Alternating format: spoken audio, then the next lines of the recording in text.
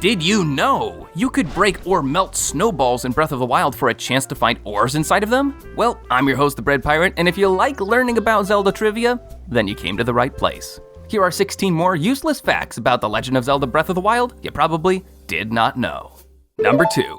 Oh, and nope, that's not a typo. The first one was at the beginning of the video. It was just a really quick fact. Don't want to waste anybody's time, you know. Anyways, did you know that the music in the game gets quieter when you're crouching? As a demonstration, here's what it sounds like when Link is standing in Hateno Village.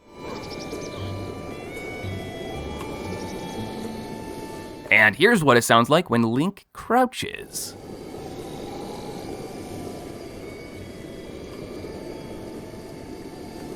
Ah, nice and quiet. Number 3. It's pretty common to pick up a weapon in Breath of the Wild and just start wailing on enemies with it without taking a second to appreciate its design. One such weapon like this is the One-Hit Obliterator from the DLC. Have you ever wondered why it has 4 prongs on it? Well, that's because the tips are decorated with the heads of the divine beasts: the elephant, the lizard, the camel, and the bird. Number 4. One of my favorite objects in Breath of the Wild is the Stalnox Eye, which you can steal by shooting a bomb arrow directly into the eye of a Stalnox. I mean, listen to these sound effects. Who doesn't love that? In fact, it appears that the monsters in Hyrule agree with me. If you bring a Stalnox Eye to a fight, enemies will treat it like any other throwable object and use it to try and hurt you. Number 5. You ever have those moments where something like clicks in your head and you think, I should have noticed that thing sooner? Well, I just had that happen recently when I was looking at the icon for the Hateno Tech Lab on the map, and I realized that the icon shows a tiny little telescope, which is obviously a reference to the giant telescope connected to the building. And then right after that is when I noticed that the icon for the Shrine of Resurrection is not the same as a normal shrine. It is actually a curved tunnel entrance, which is exactly what you find at the front of the Shrine of Resurrection. It's just one of those things I never stop to look at. Number 6. Have you ever wanted to eat, like, I don't know, everything? Well, last year, El Duende 05 created a video guide on how you can eat weapons, armor, or even key items through glitches, including Hess2's gift, as demonstrated in this clip right here.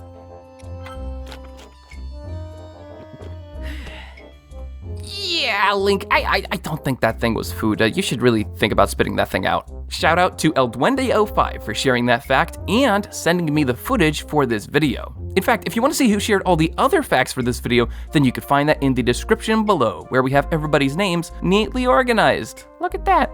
Number 7. In Lanayru Bay, there's a hill called Talus Plateau. Funny thing is, there's no stone talus on Talus Plateau. When you reach the top, there's a Hinox. Somewhere at Nintendo, there is a dev laughing about this. Number 8. Did you know that the design for the Bolson Company is heavily inspired by the Carpenters from Ocarina of Time? The boss from both games even wears a similar striped piece of clothing. Bonus fact. The sign in front of Link's house, when translated, reads Master Link, but there's actually some additional text on the bottom right that many people miss. It reads, presented by Sakurta Builders, which is the Japanese name for Bolson's company. However, it's actually misspelled. In Japanese, Bolson's name is not Sakurda, it's Sakurada. Somehow this little typo just happened to make it past the developers. Whoops. Numero 9.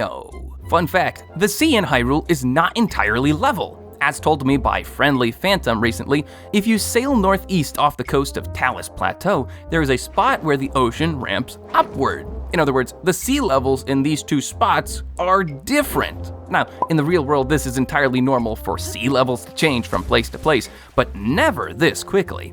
And if you try swim dashing in this weird ramp, then you get some mud from somewhere? I don't know how that works. On the same note, a Reddit user named Yaboy Binkus swam up and down every single river in Breath of the Wild because, I actually don't know. I don't know why he did that. But when he did, he discovered that there are 2 other locations just like this in the rivers around Hyrule. One in northwestern Strock Lake, which looks like this, and another one northeast of Zora's Domain, which is so broken that it allows Link to do a flip kick. Thanks to Binkus for finding these weird spots, but seriously, man, you need to stop swimming and touch some grass. When is the last time you have been on a flat surface, boy? Number 10. Normally, you can mount a horse by pressing the A button while standing next to it.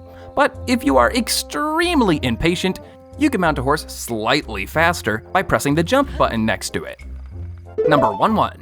Another quirk with horses has to do with teleportation. If you leave your horse on a shrine entrance and then teleport to that entrance, you will spawn pre-mounted on your horse. Pretty cool. Number 12. A few months ago, a user by the name of Bright Fury 4 made a very interesting discovery on the Breath of the Wild subreddit, which, if true, connects the cutscene we see in Memory 8 to Memory 10. You see, in the cutscene for Memory 8, where Link just defeated a bunch of monsters, Zelda says, "That cut doesn't look too bad, actually. You're fine for now." And Link's arm has its sleeve rolled up, indicating that that is probably where he got cut. Now, most people don't think too much about it after that, but if you pay attention to Memory 10, you can see that Mipha is healing a wound that is on the exact same arm, meaning she's likely healing the injury he sustained from that massive battle. Talk about really cool attention to detail there, holy cow. Number 13. I have a very good friend and a speedrunner named YoshiRuns who showed me this one. If you manage to leave the Great Plateau without activating the first Sheikah Tower, then all the other towers in Hyrule will stay deactivated and leave floating objects behind. For instance, this one in Hateno Village normally is a tower full of thorns, but now it's just a bunch of floating thorns that are waiting to be set on fire. Or how about these blocks at the Gerudo Tower, which normally can't be tipped over all the way, but if there's no Sheikah Tower, you can finally knock them all the way over. It's great. But, of course, this can only be triggered with glitches and would only be possible if you started with a fresh save file, so you probably won't be seeing anything like this in your game anytime soon. Number 14. In my last fact video, I pointed out that you can loot the minerals from the wagons scattered around Hyrule, and that seemed to surprise a lot of people. So although I know this isn't the biggest fact in the world, it's probably a good idea to let you guys know, you can also get free Guardian parts by spawning Cryonis blocks underneath certain Guardians. You can even use Magnesis to achieve the same effect, by nudging these guys with metal objects. And honestly, it's kind of surprising how easy it is to push them over. They must be made of styrofoam or something. Number 15. Not all Koroks are created equal. Some of them have a very high pain tolerance. Depending on where a Korok comes from, it will react differently when you try and hit them with an object. If you try hitting a Korok that's inside of the Lost Woods, then they will start shivering uncontrollably. But if you hit a Korok that comes from a Korok Seed location outside of the Lost Woods, then they will bounce back unscathed. Now that is a tough Korok right there, completely unfazed by a near-death encounter with a spoon. Number 16. A tiny and fun detail can be found on the wooden platforms around the Gerudo Highlands. Although it's faded, you can tell that these banners hanging above the platforms have Gerudo typography on them, which can be translated. Whoops, okay, let me flip that around. There we go. Ironically, they all say safety first. Of course, it is kind of interesting that they're written in Gerudo at all. As we see in flashbacks, the excavation process was done by the Sheikah tribe, not the Gerudo. So maybe this indicates that the Gerudo tribe are the ones who put up the platforms, but then the Sheikah tribes are the one who did the actual excavation. Special thanks to fellow Zelda enthusiast Greta for letting me know about that very cool detail. Anyways, I'm going on vacation now, and I'm gonna be gone until March 6th, so if you're gonna try and contact me, probably won't work. Until I see you next time, have fun, storming the castle!